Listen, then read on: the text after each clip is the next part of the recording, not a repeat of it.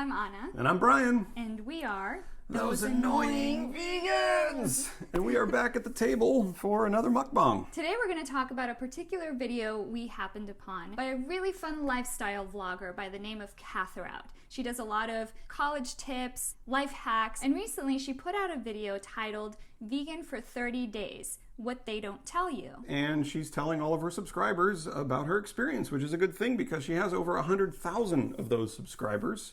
And most of them, we're going to guess, are college age or younger. So they're young, they're impressionable. Yeah. The children are the future. And she told them how she went vegan for an entire month. Now, some of you might say, hey, she didn't go vegan, she went plant-based.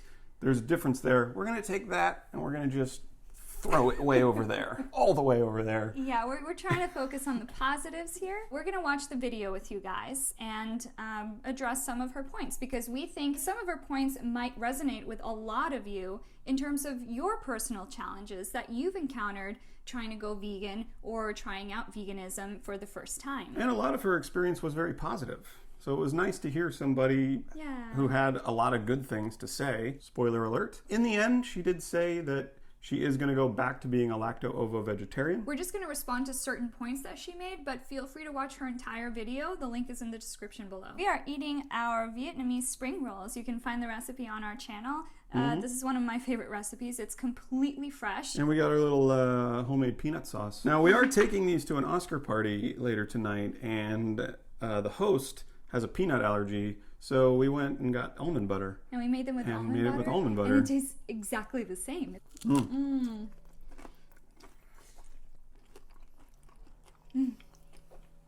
I also brought these into my acting class last week, and everybody loved them. They were so happy. I think they were just really happy to have fresh food. As weird It's as so rare these days. Want to watch the video? Let's do it. What is veganism really like? Socially, it can honestly be a bit damaging to be vegan because a lot of times my friends would ask me out and they would say, hey, like, let's go get dinner together. And I would always have to look at the menu ahead of time and see if there were any vegan options. There's always some sort of vegetarian option on the menu, but vegan, a little harder to come by. And so I found myself having to dictate where we would go for dinner. It is a lot harder as a vegan. Like, there's no vegan that can tell you it's just easy to just go out and eat with their friends. Well, here's the thing. Yeah, and she lives in California, too, in San Francisco specifically. So, well, she went to college here in LA. I think she's from the Bay Area. Two of the easiest places to eat vegan. To be vegan. Ever. And as far as dictating where you go out to eat with a friend, my friends know I'm vegan. I don't know that I think of myself as an inconvenience to them. Even if we don't go to a vegan restaurant, there are always options. Yeah, I mean, we've eaten vegan at a steakhouse before. Yeah. That's a little tricky. There's a bar we also frequent regularly where we go for weekly trivia nights, and they don't have a terribly vegan-friendly menu. Even their veggie burger has egg in it, so you can't even get the veggie burger, but you just get some sides, or you can order a pizza with no cheese. I know, it's crazy, but you can get a veggie pizza loaded. If there's something that's vegetarian, you could just ask for it with no cheese. It's making the choice to ask that might be the hard part, but I don't think asking is the hard part. You're right in that America is a meat, cheese, egg eating country, and so most restaurants cater to that. But after 2+ years of being vegan now, I think we pretty much can veganize anything anywhere. Yeah. Like if friends ever ask us, hey, do you want to go to this place? We just go. Like, we don't look at the menu. Yeah. We don't research it ahead of time or anything. We just go, all right, well, we'll order something there. Especially if it was like a work occasion, like my work brought in catered food. Almost never was there a vegan option. Like if they brought in bagels, I could eat like the bagel but no cream cheese, which what's even the point at that point? Like, I'm not gonna eat a bagel without cream cheese. First of all, bagel with peanut butter on it, delicious. So I pretty much just abstain. I would bring my own food a lot of times. Now I know, I have had this experience. I work in a corporate environment. They have brought in lunches or brunches or breakfasts or whatever. They bring in sandwiches from Panera, for example, and your choices are turkey, ham, or roast beef. You know, that's common. Like you did, I too bring my own lunch with me every day.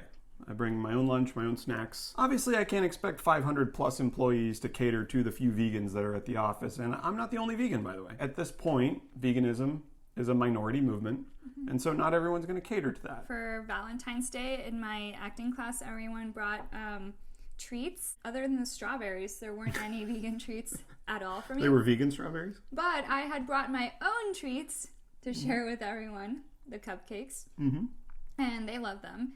And I just ate my own little snack that I packed for myself. Everything was fine. Nothing fell apart. The earth is still rotating. I mean, it's kind of a bummer to quote the Dread Pirate Roberts. Get used to disappointment. Hey. When you're in those types of environments, just be okay with them not bringing in any vegan options. But then on the day when they do bring in a vegan option, you can really show your appreciation. A lot of people take shots at vegan food for tasting like cardboard, and it can taste like that if you don't know what you're doing. But these vegan restaurants, I would go to those no matter what. That is a pretty common jab we get as vegans, is that our food is just tofu and grass. Yeah. But that just means you don't know how to cook, because vegan food is really, really good if you know, like Katherout said, if you know what you're doing. Well, vegan food tastes exactly like non-vegan food because non-vegan food is frequently seasoned with herbs and spices, also known as vegan food. We as human beings do everything in our power to make chicken taste like lemon and garlic and herb and orange chicken, and we make steak taste like black pepper and salt, and we make bacon taste like smoked hickory. If you just eat a brick of tofu raw, that's pretty bland. I'm sure there are people who enjoy that. But also if you eat a chicken breast raw, or even boiled with nothing. Yeah, just boil a chicken breast, no seasoning. Enjoy. Like, I took my boyfriend Austin to them, and he is the furthest thing from vegan, and had a very, very delightful brunch. It's really good to see that her and her non-vegan boyfriend enjoyed the restaurant together. We've taken many non-vegan friends to vegan restaurants, vegan-only restaurants. And they get a buffalo chicken sandwich, and it's delicious because it tastes like buffalo sauce. Cooking vegan food is an ordeal. Like, you seriously have to stock your kitchen full of all sorts of things. Well, I don't know that I'd see stocking your kitchen up with all sorts of things as a negative. Yeah, my kitchen's loaded up with all this food. It's Man. good. Like, we love stocking up our kitchen. Yeah. I mean, grains, beans, legumes, Always have fruits, fresh vegetables. fruits, fresh veggies. And I don't know if maybe she said ordeal because we don't cook anymore. Like, it's very rare to actually put time into our cooking. So it'd be great if we could bring cooking back into our lives and make that a priority, because it is so important. It's what we're putting into our bodies. And I found myself doing a lot of vegan substitutes because I didn't really know how to make like Mexican food without like cheese. I feel like Mexican food is like the easiest food to veganize. You just have no cheese. You just make a burrito or tacos and you don't put cheese on them. Go with the rice, go with the beans, go with the lettuce and the tomato and the onion and the garlic and just everything else. The tortilla, everything else is vegan. You can even get the meatless crumbles, like Gardein makes them, Beyond Meat makes them, and they're even seasoned like taco meat. And sure, if you want to go get like the Dia shreds or some sort of vegan cheese to put on there, go ahead. But I don't really miss the cheese in Mexican food. The thing is, when you're eating cheese, though, you really do miss it. You really do miss it because there is an addiction happening, like a literal physical addiction. We've talked about it before in our videos. Casomorphins, they interact with your brain in a very sneaky way. They convince you that eating coagulated breast milk from a pregnant cow is a good thing. Cheese is its own special concoction from cows. Like, you cannot replicate cheese. Like, it is its own thing. She is right about that. It's not good. It's a chemical addiction. And it works in human beings the same as it works in the baby cow. So because the mom wants the baby cow coming back to the udder, that's why those casomorphins are released when you digest casein. We're not supposed to be drinking any milk, cow or otherwise, once we're weaned. And that goes for any animal in nature. No adult animal ever goes back to their mother to continue suckling. That's just not the way it works. Cheese is also loaded with cholesterol, and it's our number one source of saturated fat. Cheddar cheese is 70% of the calories are fat. It's like you're eating a brick of pure fat. And I know the ideal version of veganism is not even trying to eat the substitutes, like not eating fake meat, not eating fake cheeses. But when I was in my first 30 days transition period, I needed that crutch to get me going, to have me cook similar recipes just with those substitutes. Whole foods plant-based might be what she means by the ideal version of veganism, because a lot of vegan YouTubers promote whole food plant-based diets for health. But veganism simply seeks to end the exploitation of animals, so you can be an unhealthy vegan. For the animals, that's good, not for you. But, you know, animal products are not healthy in and of themselves. So simply by being a meat eater or a vegetarian, you're already eating things that aren't good for you, and it's not good for the animals, and it's not good for the environment. I found myself, if they were making enchiladas, I would make my own vegan enchiladas. If they were making apple pie, I would make my own vegan apple pie. I would post all of my best recipes on my Instagram story, and there actually is an Instagram page, I think called like Veganize, which takes all your favorite recipes and just shows you how to make them in vegan fashion. That kind of sounds like a YouTube channel that I'm familiar with, veganizing recipes. Making common American recipes vegan. Well, it always That's a takes standard time. thing. It Yeah. always takes time to learn new things. But once you're vegan for a while, you know exactly where to go at the grocery store. You know exactly what goes into that apple pie. You have your repertoire of recipes that you draw from. And you only have to learn it once. You know, you find out, oh, that's vegan, that's not vegan. You have like one frustrating day at the grocery store.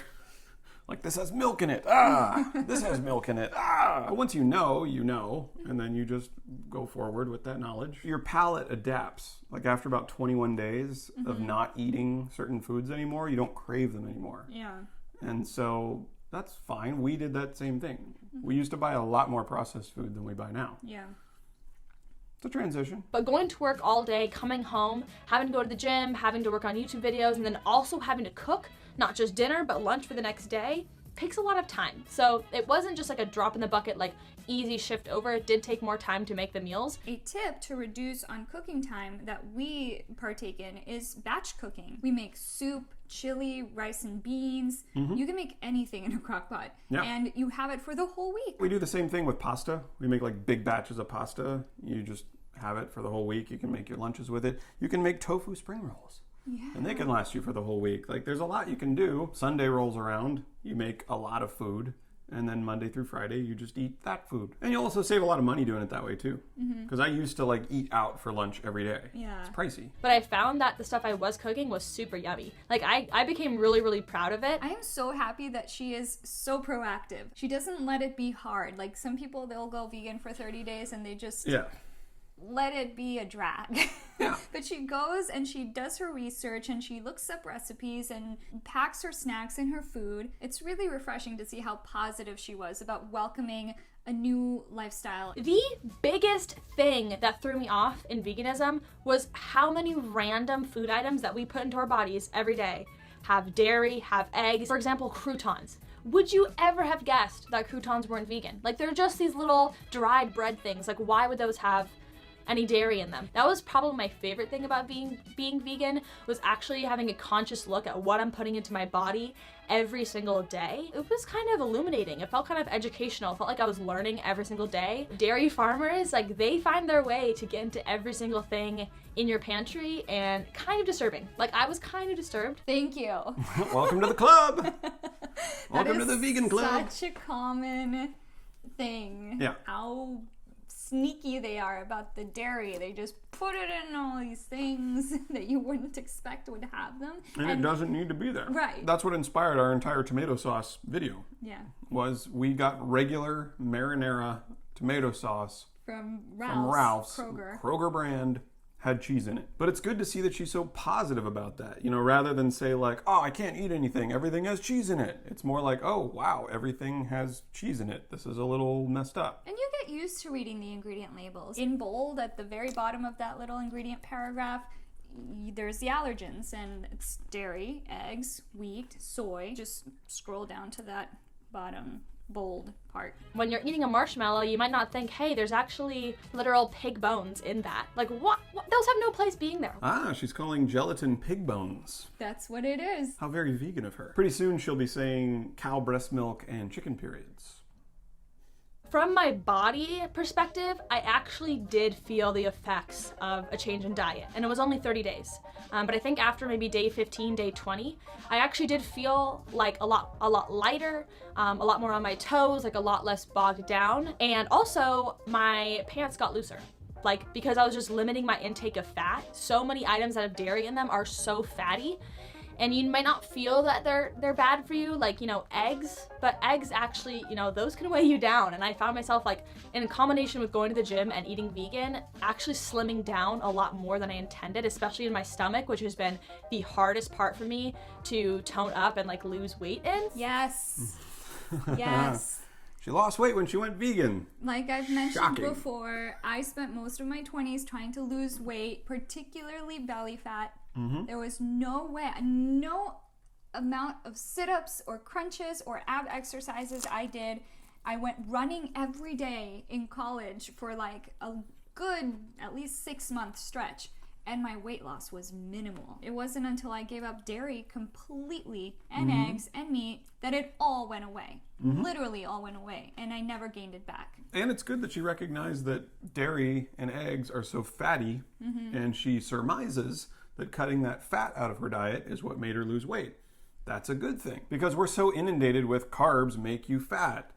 No, eating excess fat makes you store excess fat, and it's so great to hear her acknowledge this fact. Yeah. If carbs made you fat, then wouldn't all vegans be overweight? Because most of our food is carbs. All those people in rural Vietnam and rural Japan, rural China, eating all that rice, they're so overweight.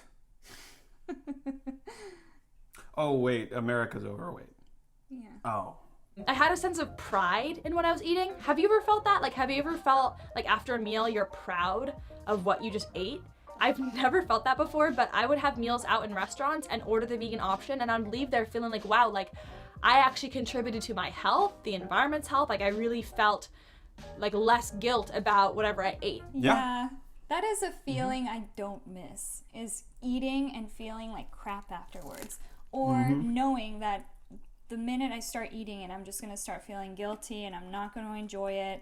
Or I'm going to enjoy it briefly and then immediately feel guilty. It's just, we fought so much with our food. How natural is it for us to feel guilty ever for eating something? If you feel guilty about what you're eating, then you probably shouldn't be eating it. I don't see any animal in nature restricting what they eat. You never see like gorillas in the wild. Like, I could eat those bananas, but I don't know. I'm watching my figure right now, and I just shouldn't have those bananas. If it's the food you're supposed to be eating, then eat it. We always tell people all the time, like when they first go vegan, just if it's a whole plant food, eat it.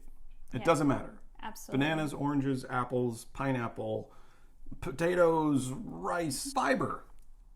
Going vegan is hard to do overnight. That's why I went vegetarian first and then tried out veganism. The dairy and the eggs thing often takes a while to sink in. Initially, on the surface, we're like, we're not killing any cows. Yeah. We're not killing any chickens. Just their milk and eggs. Yeah, well. Like we've said before, it is standard practice to take the calf away from the mother on day 1 because the calf will eat into your profit margin. Because if it stayed around mom, it would drink her milk. And that's for us. And if the mom happens to have a baby male calf, then he goes into veal production. So he is a byproduct of the dairy industry. But in the stomach lining of the dead baby calf is rennet, which we can now use to make cheese. So that's a positive. And then you have the female baby who goes back into the dairy production cycle, and it's 5 years. 5 years of being hooked up to those machines day in and day out until they become downed cows, which means they are so depleted and exhausted that they fall, they cannot get back up. They often have to be dragged by their feet or their tails. They will often snip off a cow's tail just to get them to get up, or they'll twist it. They'll lift them with a bulldozer or a tractor. I'm sure many of you have seen those videos. Forklift. And they go into the meat industry at that point. Yep. Can't go to waste. And when it comes to chickens, I remember being very impacted when I saw male baby chicks being ground up alive in a macerator, because same story there. Male chicks are never going to lay any eggs, so why keep them around? They're like days old baby chickens, and they're on this conveyor belt, and they just go up this ramp, and then they just drop straight into a macerator, ground up alive. Or often thrown into large trash bags to die of suffocation. Just throw them out with the trash. I mean, if we were doing that with puppies or kittens, people would be losing their Absolutely minds. insane. Yeah. But they're birds. Everyone loves baby chicks. Who doesn't love a baby chick? But no one thinks about this stuff when you talk about eggs, because you assume there is no other harm done. They're babies, guys. They are born to be killed. How morbid is that? For anyone who still eats eggs and cheese, just really consider that. If you feel like you would be impacted by that, watch the videos. They're hard to watch, but you're eating eggs. It doesn't mean it's not happening just because you don't want to watch it. Then you have the egg-laying hens, who are primarily just used as machines to put out hundreds of eggs a year, more than they're meant to, often breaking their legs, their wings, dying of malnourishment because laying so many eggs takes a lot out of you. A lot of osteoporosis. And their lifespan, like cows and chickens, they can live into their 20s. Yeah. If you just leave them alone, cows, like dairy cows, get killed when they're 5 years old, and chickens get killed when they're months old. The question is now, am I going to continue being vegan?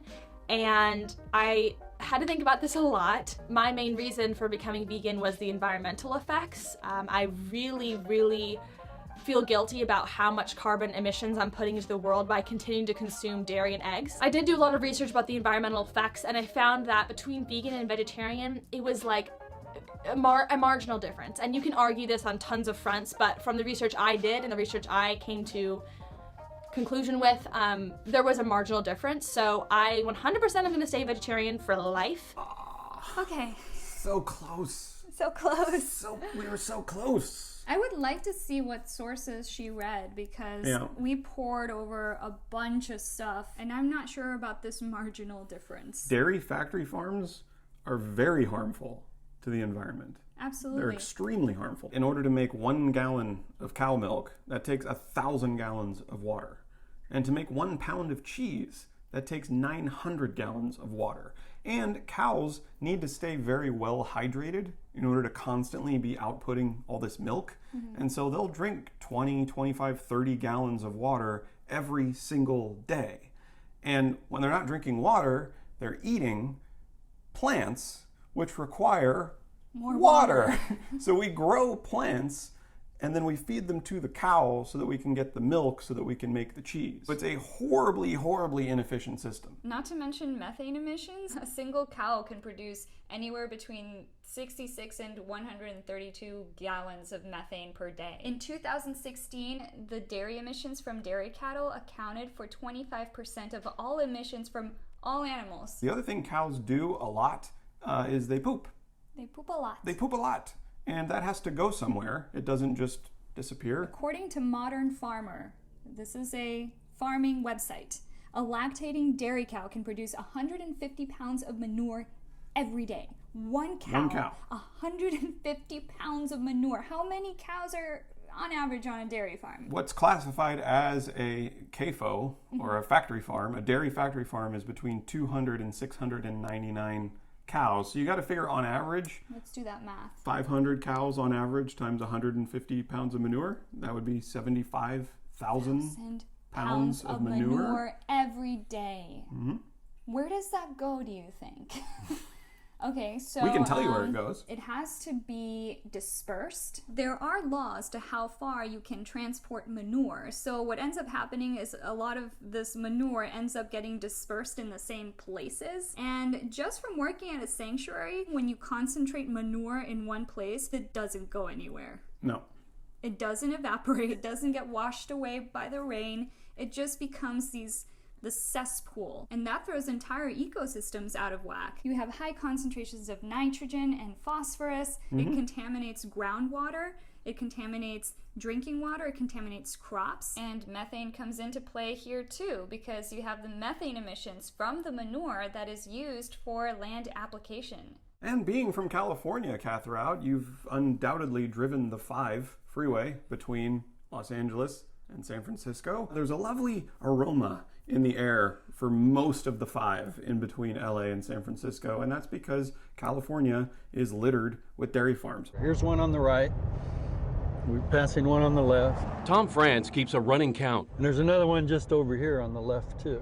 He says dairy farms have taken over his farming community in the San Joaquin Valley. It reeks. The number one complaint from people living in these communities is the air quality. North Carolina has a huge problem with this as well. Yeah, there it's more pig manure than cow manure, but it's the same thing. They let it sit in these cesspools and then they just sort of spray it everywhere to get rid of it, to disperse it. I want to sit out on the front porch today, but I can't because of the spray.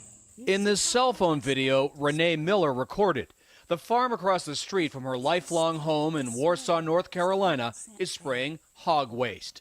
The slightest breeze blows it into her yard and over her home and car. It's horrible for people's health. People in these communities tend to suffer from asthma, cancer, other pulmonary diseases, nausea, migraines. The CDC has a really comprehensive report. It has a lot of information about how these CAFOs impact our communities. And the same thing can be said for eggs. I mean, you have thousands of hens concentrated in these enclosure, your free range hens. We'll put that in quotes. Because these birds have a little more room to move around in, there's a drop in feed use efficiency. You need to feed them more in order to output the same number of eggs. Now you're using more resources to provide them with more food, including water and land. A pound of eggs requires almost 500 gallons of water to produce. So organic, free range doesn't really mean much in terms of environment either. So this is from the USDA website. Now you have the litter from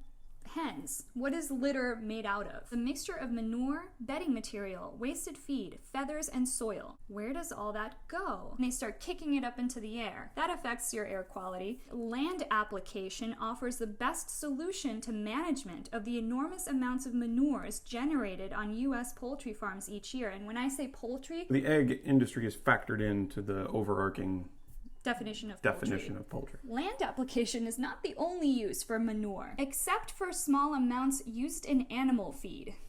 The major portion, greater than 90% of poultry litter, is applied to agricultural land. Poultry litter, when mixed with feed grains, has been used as a successful feed for cattle.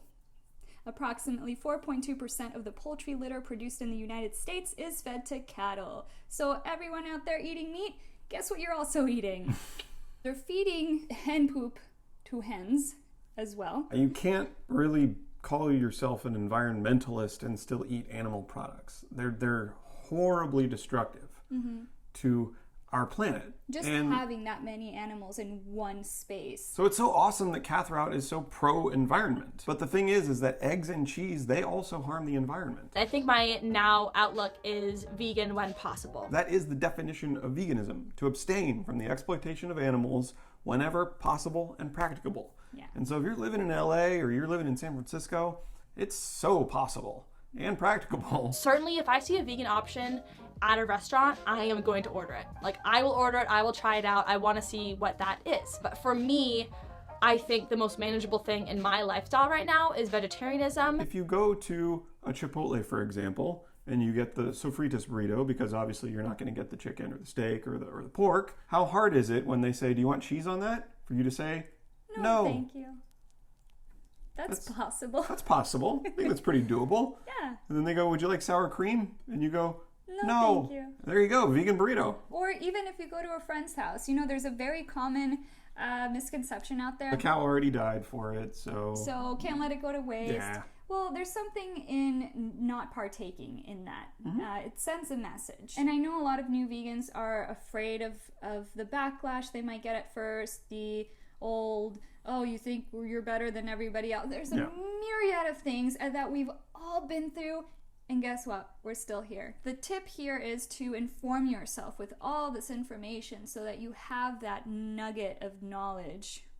More like a boulder. A boulder of knowledge to draw from and be like, yeah, no, you know what? Not into cheese. And there you go. Called want to. Oh, it's just want to. It's just want to. Where's that from? That is from my bassist and CrossFit coach, Brandon Sanborn, his football coach in Alabama. Yeah. When his players would be like, Coach, I can't run another. Hey, it's just want to. You know why you can't run up and down that field? Because you don't want to. It's basically the Southern way of saying just do it. just do it. And I have nothing but respect for vegans. I think they are doing our environmental work for us. I think they are taking care of themselves and the environment, and I am like so proud and just utter respect for them. 100%. Like, there are very few reasons not to go vegan, not to try veganism. Very few reasons not to go vegan, but I'm not going to go vegan. She had all this positive experience, and yet she's saying, I'm just going to go back to eating cheese and eggs. Let the vegans do the work. Yeah, it's clear that you can do it because you did it for 30 days. And she even said, like, after about day 15, day 21, that's when it sort of became the new normal, because that's about what it takes, about 21 days. That's why they have the 21-day to build challenge. a habit, to build a new habit. It's so doable. And I feel like you know it's doable. Yeah. You know it's doable. And you're just physically addicted to cow milk. Yeah. It's so great that she's putting such a positive light on veganism, acknowledging how proud she felt when she ate vegan, how good she felt when she ate vegan, how great it is for the environment, but it's not for me. You have like 20 times the subscribership that we have. You have this massive audience. And so that's a massive responsibility. Like, to say that, well, it's just a marginal difference between vegetarian and vegan, it's not. Not in terms of the environmental impact. And certainly not in terms of health. There is very, very little difference between the health of a meat eater and the health of a vegetarian. And she did say that the environment was the most important thing to her. We often talk about this, there's health, there's environment, and then there's ethics. Actually, all three are ethical decisions. Yeah. Like, why do you care about the environment? Probably because you're a good person. You care about the way we leave this planet for future generations. That's an ethical decision. And same with health. I mean, unless you only care about your own personal health, a lot of people, they're like, oh, I have these relatives that they have heart disease, they are obese, they have type 2 diabetes, they have osteoporosis, they have all these problems. You want them to be well. Yeah, and public health is everyone's responsibility. I know she said that she doesn't want to touch on anyone else's lifestyle. It's none of her business. You'll naturally find that when you go vegan, you want nothing more than to spread the message of how wonderful it is and how important it is to all your friends and family. And then, of course, there's go vegan for the animals, which is an ethical decision, but they're all ethical decisions. Even if you just do meatless Mondays, I will be very, very happy. Just try meatless Mondays. Not saying you have to stick to them. Just try one, maybe two, maybe three. Keep it going. That'd be great. And the environment will thank you. The polar bears will thank you, because we are not doing well environmentally, my friends. Other than that, like I said, I'll see you all next time. Thank you so much for watching, and Katherout. So she's advocating for incrementalism. That's great. I advocate for incrementalism as well. Meatless Mondays, huge plus. I would rather meatless Mondays than no meatless Mondays, like we've said before. Take 20 people, each do meatless Mondays for a whole year. That's almost 3 years worth of those people not partaking in the industry. That's a lot when it comes to dollars and cents, supply and demand, but don't stop there. Not eating an animal product is so easy. If you like cheese, you got to go to Follow Your Heart and get the macadamia mac and cheese. Wow, yes. Try Miyoko's Mott's, Treeline, Kite Hill. There's so many good brands. The compassion is there, and she had such a great time during her 30 days of being vegan that 30 could turn into 60, into 90, into 120, and then into 365 every year. Yeah. So that's it. We just wanted to share this video with you guys and share our thoughts on it. And please check out her full video on her YouTube page and give her a thumbs up for diving into it, and some positive encouragement in the comments. Luckily, we've looked through her comments and it seems that her viewers are very encouraging and positive as well. So we like that. We like a healthy YouTube community. So if you guys like this video, please click that thumbs up down below. That really helps us out. And if you haven't already, subscribe and click that notification bell so you'll be notified every time we have a new video. And check out our Facebook, Instagram, and Etsy page for fun stuff to wear. And as always, thank you to our Patreon patrons for continuing to support our channel. We are so grateful to you. And if you like what we do and you would like to support the channel, the Patreon link is in the description. Bye!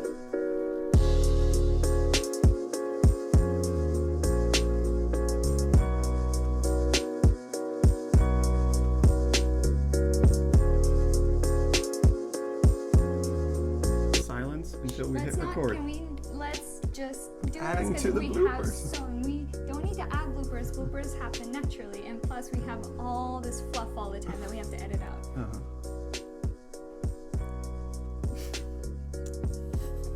She has over 100,000. That's her bread. Our bread Our is bread ready. is done. Yes. The end. It's We got okay. fresh bread now. Hi, Grace. Look at that belly. You always come visit us at the end of our videos. Oh, you're like, enough. Can you give me kisses? Can you give me